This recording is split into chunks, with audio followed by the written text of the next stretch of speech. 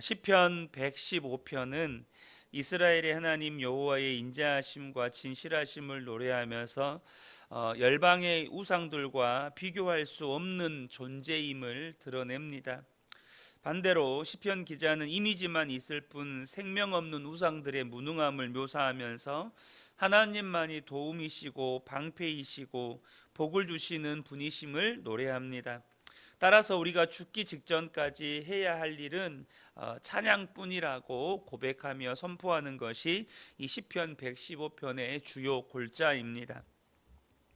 먼저 시편 기자는 1절에 이렇게 고백하면서 이 시를 시작합니다.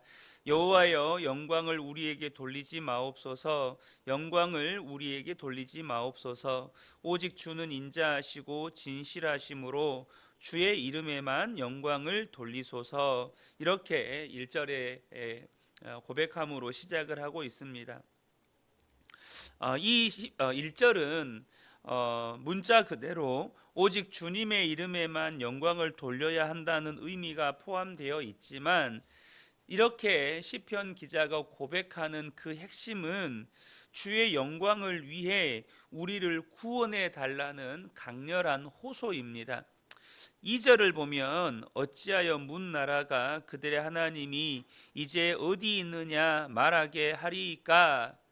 그러니까 이 시편 115편 1절과 2절을 보면 이 시편이 기록된 그 배경을 추측해 볼 수 있는데, 정확하게 어느 시점인지는 알 수 없지만 이스라엘 백성들이 이방 민족들에게 괴롭힘을 당하던 시기, 그러니까 이스라엘이 패망하던 시기 혹은 포로 시기, 그때를 배경으로 아마 기록되었을 것이다라고 추정이 됩니다.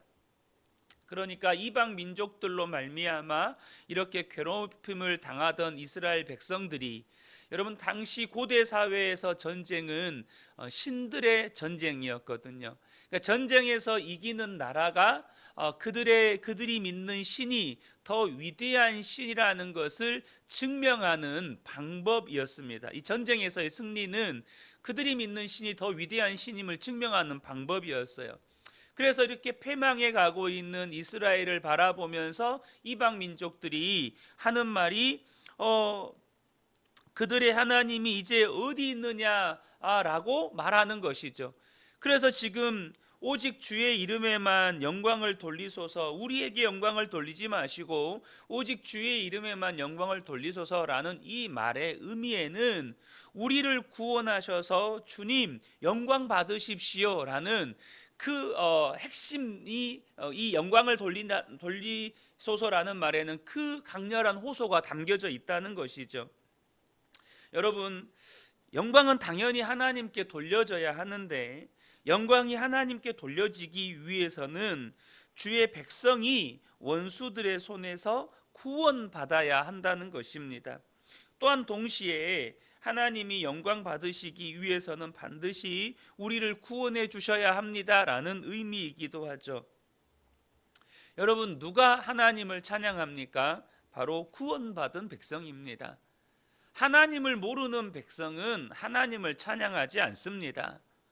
오직 하나님의 능력의 손에 의해 구원받은 백성들만이 하나님을 찬양하죠. 구원받은 백성들이 그 구원받은 감격과 기쁨으로 하나님을 찬양하고 하나님의 영광을 드러내는 것입니다. 그러므로 우리가 구원받을 때 하나님은 우리를 통해서 영광을 받으시는 것이죠.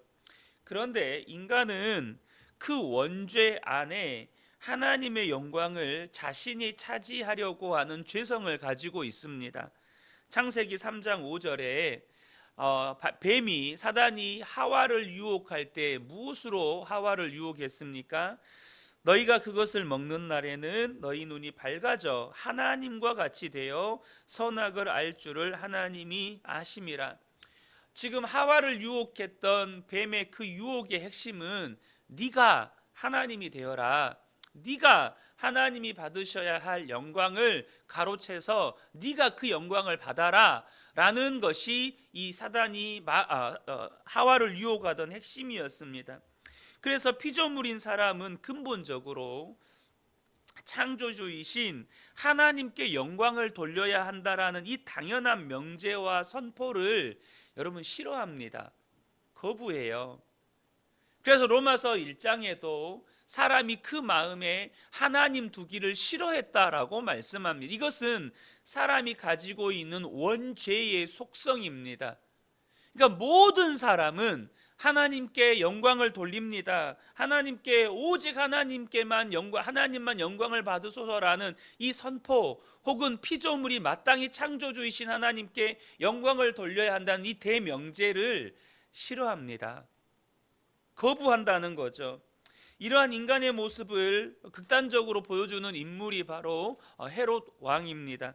사도행전 12장 21절에서 23절을 보면 헤롯이 나를 택하여 왕복을 입고 단상에 앉아 백성에게 연설하니 백성들이 크게 부르되 이것은 신의 소리요 사람의 소리가 아니라 하거늘 헤롯이 영광을 하나님께 돌리지 아니하므로 주의 사자가 곧 친히 벌레에게 먹혀 죽으니라. 지금 헤롯이 하나님이 받으셔야 할 영광을 자신이 대신 이 영광을 취하는 것으로 인하여서 하나님께서 그를 치셔서 죽게 하셨습니다. 여러분, 저와 여러분은 이런 헤롯 왕과 같은 마음이 없을 것 같습니까? 여러분, 사람은 다 똑같습니다. 우리가 예수를 믿지 않고 또 헤롯 왕과 똑같은 조건을 가지고 있다면 여러분, 헤롯 왕처럼 하지 않을 거라고 누가 단언할 수 있겠습니까? 우리가 헤롯 왕과 똑같은 조건에 있으면 우리도 그것을 즐깁니다. 내가 막 연설을 하는데 사람들이 박수를 치면서 와, 저 목소리는 사람의 소리가 아니고 신의 소리다. 저 강연은 야, 사람은 할 수 없는 명강연이다. 여러분 박수받고 칭찬받고 이것을요 사람은 즐깁니다. 이게 사람이 가지고 있는 원죄의 속성이에요. 여러분, 그래서 사람의 가장 어리석음이 무엇입니까? 하나님이 받으셔야 할 영광을 자신이 대신 취하는 것입니다. 하나님이 계셔야 할 자리에 자신이 앉아버리는 것입니다. 그 말은 여러분, 오늘 오직 주의 이름에만 영광을 돌리소서, 하나님만 영광 받으십시오라는 이 말에는요, 하나님 나를 구원해 주십시오라는 여러분 의미가 담겨져 있는 거예요. 여러분, 하나님이 어떻게 영광을 받으십니까? 나를 구원하셔서 구원받은 내가 그 구원받은 기쁨과 감격 가운데 하나님을 찬양하고 하나님을 하나님으로 인정할 수가 있는 것입니다. 하나님 영광 받으십시오라는 이 말에는요, 하나님 나를 구원하십시오, 나를 구원해 주셔서 감사합니다 라는 의미가 담겨져 있는 거예요. 그래서 여러분, 하나님께 영광을 많이 돌리시기를 축복합니다. 하나님께 영광을 돌린다는 건 하나님 나를 구원해 주셔서 감사합니다, 하나님 나를 구원해 주셨으니 하나님 마땅히 찬양 받으셔야 합니다 라는 이 의미가 담겨져 있는 거예요. 그러므로 여러분, 하나님께 영광을 돌리는 것이 얼마나 귀한 일이고 감격스러운 일이고 감사한 일인지 모른다는 것입니다. 여러분, 하나님이 계셔야 할 자리를 내가 차지하는 것, 그것은요 구원받을 기회를 차버리는 것입니다. 나 스스로가 구원받을 구원의 자리를 걷어차버리는 거예요. 시편 기자는 나아가 하나님만 영광 받으셔야 할 이유를 서술하고 있는데 3절에 보면 오직 우리 하나님은 하늘에 계셔서 원하시는 모든 것을 행하셨나이다. 온 세상을 지으신 하나님이 이 땅의 주권자들도 그분을 다 알 수 없고 또 그분의 뜻을 거슬려 실패로 돌아가게 할 수 없는 분이라고 고백하는 것이죠. 하나님이 원하시는 모든 것을 행하셨어요. 그러니까 이 땅의 어떤 주권자들도 하나님이 행하시는 일을 거부할 수도 막을 수도 없다는 것입니다. 하나님은 당신의 성품대로 행하시고 당신의 주권대로 행하실 것이니 하나님이 이루신 모든 것을 통해서 영광을 받으실 것이라는 것이죠. 어떤 나라들도 또 어떤 인간도 하나님의 영광을 탐내서는 안 된다는 것을 시편 기자는 선언하고 있는 것입니다. 그래서 여러분, 우리가 신앙생활을 하다가 순간순간 유혹에 빠지는 것이 있습니다. 그게 뭐냐면, 우리가 교회를 섬길 때 하나님께서 우리에게 주신 어떤 달란트나 은사를 통해서 하나님께서 교회를 섬기게 하시는데, 그 섬기는 사역이나 그 일의 결과가 좋을 때가 있잖아요. 우리가 봉사를 하는데 정말 좋은 결과들을 가져왔어요. 그때 우리 안에 사람들에게 인정받고 싶고 칭찬받고 싶은 감정과 어떤 생각들이 쑥 올라옵니다. 여러분, 그때 저와 여러분이 순간 절대 놓치시면 안 돼요. 우리가 주님의 몸된 교회를 섬기거나 당장 저를 예를 든다면, 이렇게 목사로서 말씀으로 성도님들을 섬긴다고 우리가 섬기잖아요. 근데 어느 날 이렇게 하나님께서 강권적으로 나를 붙들어 주셔서 정말 말씀에 성도님들이 다 한결같이 은혜 받고 막 회개하고 막 회개가 터져 나오고 놀라운 막 은혜의 역사가 일어나요. 그럼 그때 제 마음에 불쑥, 그래, 나는 설교를 잘해. 성도님들이 설교 잘하는 나를 칭찬하고 박수 쳐주겠지. 내가 설교 잘하는 목사라고, 혹은 내가 탁월하게 목회를 잘하는 목사라고 성도들이 인정해 주겠지. 이것이 사탄의 유혹이라는 사실을 절대 잊으시면 안 된다는 거예요. 사도행전 5장에 보면 아나니아와 삽비라 사건이 기록이 되어 있습니다. 여러분, 아나니아와 삽비라가 얼마나 믿음 좋은 사람인지 여러분 아셔야 합니다. 이 아나니아와 삽비라가 바나바가 자기 재산을 팔아서 교회를 섬기고 그곳으로 인하여서 사람들에게 칭찬받는 모습을 보고 나도 그렇게 하고 싶다는 마음이 들었어요. 그래서 여러분, 재산을 다 팔았는데 그 중에 절반을 교회에 바쳤어요. 여러분, 그거 대단한 일입니까? 아닙니까? 엄청난 일이잖아요. 당장 여러분의 아파트 한 채가 3억이라고 가정했을 때 아파트 한 채를 팔아서 1억 5천만 원을 하나님 앞에 바쳤어요. 얼마나 대단한 겁니까? 자, 그런데 사도행전에서 그 사건에 대해서 뭐라고 기록하고 있습니까?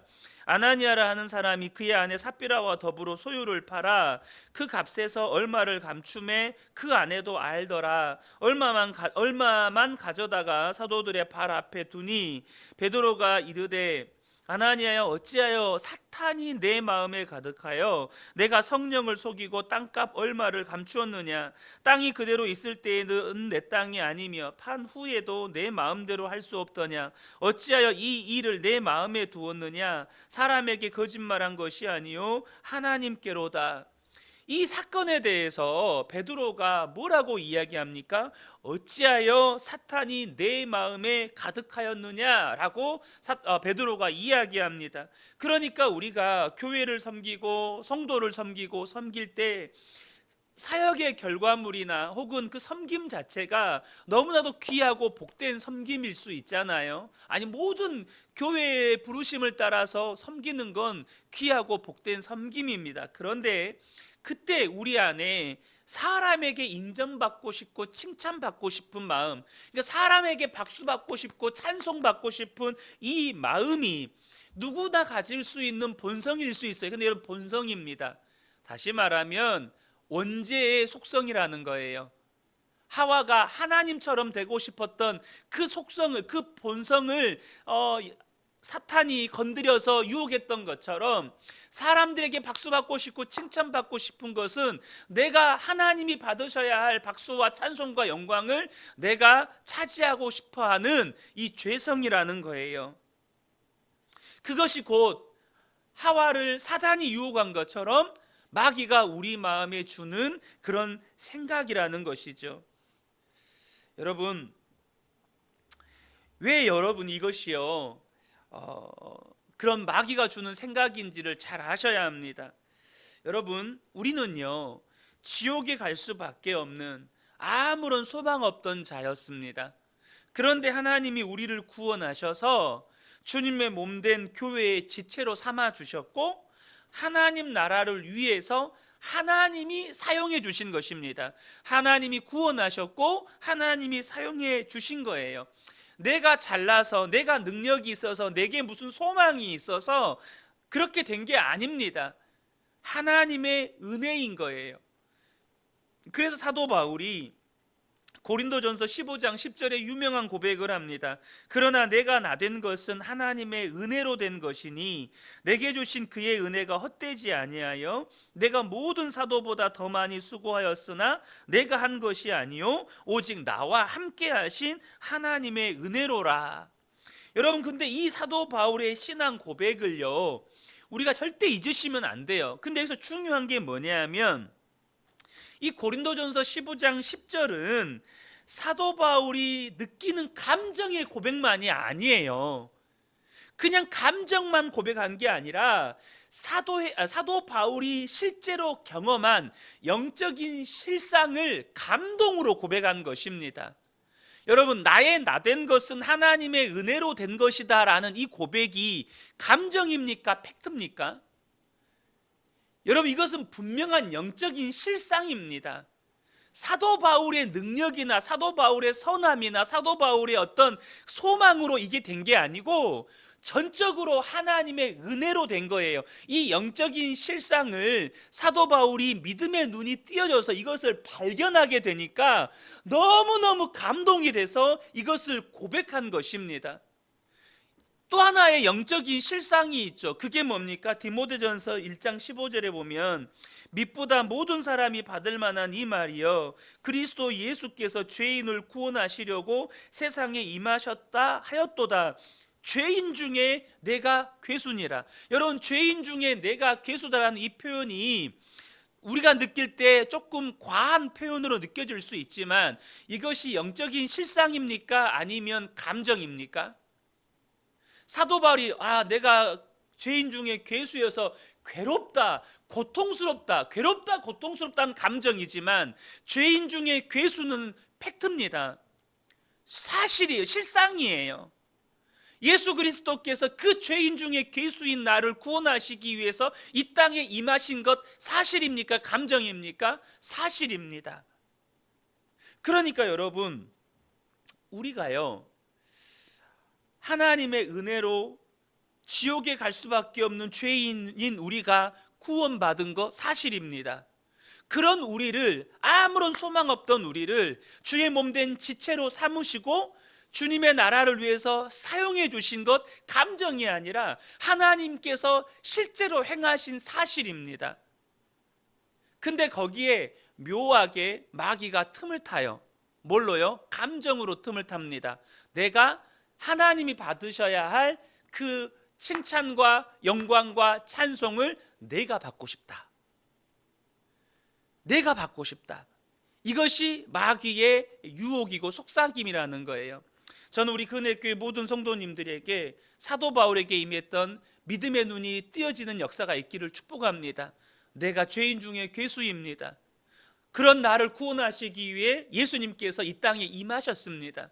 나를 하나님의 자녀 삼으셨고 주님의 몸된 교회의 지체 삼으셨고 하나님 나라를 위해서 그 어떤 모양으로라도 사용해 주신 것이 은혜입니다.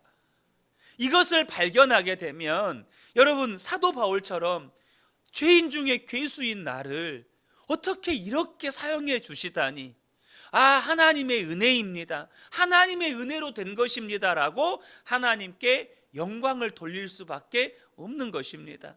저는 우리 근혜교회 모든 성도님들이 정말로 주여 오직 주님만 영광 받으십시오, 이 말은 주님 나를 구원하셔서 나를 통하여 영광 받아 주십시오 라는 놀라운 믿음의 고백이고 기쁨의 고백이고 감사의 고백이라는 사실을 절대 잊지 않으시고 평생에 하나님께 영광을 나타내는, 하나님의 영광을 드러내는 복된 성도님들 되시기를 예수님의 이름으로 축복합니다. 아멘.